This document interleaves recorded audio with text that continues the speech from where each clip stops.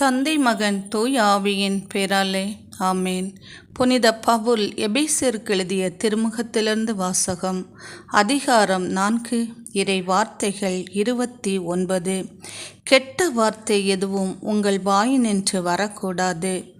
இது ஆண்டவர் வழங்கும் அருள்வாக்கு. இறைவா, உமக்கு நன்றி. தாயினும் மேலான அன்பு கொண்டவரே, உம்மை ஸ்தோத்தரிக்கிறோம். ஆராதனைக்கு உரியவரே, உமக்கே ஸ்தோத்திரம். தேவாதி தேவனே, உமக்கு ஸ்தோத்திரம். நாங்கள் பாவம் செய்யாத வண்ணம் எம்முடைய நாவை காத்து கொள்கிறீரே, அதற்காக உமக்கு ஸ்தோத்திரம் ஸ்தோத்திரம். பொய்யுரைக்கும் நாவை நீர் வெறுக்கின்றீரே, அதற்காக உமக்கு ஸ்தோத்திரம் ஸ்தோத்திரம். உண்மையாய் நடக்கின்றவர்களை நீர் அரவணைக்கின்றீரே, அதற்காக உமக்கு ஸ்தோத்திரம் ஸ்தோத்திரம். நல்லாருக்கு ஒரு கேடும் வராது என்று சொன்னவரே, உம்மை ஸ்தோத்தரிக்கிறோம். பொல்லாரின் வாழ்க்கையோ துன்பமும் துயரமும் நிறைந்ததாயிருக்கும் என்று சொன்னவரே, உமக்கு ஸ்தோத்திரம் ஸ்தோத்திரம். ஆராதனைக்கு உரியவரே, உமக்கு ஸ்தோத்திரம். மகிழ்ச்சியின் கிரீடமே, உமக்கு ஸ்தோத்திரம்.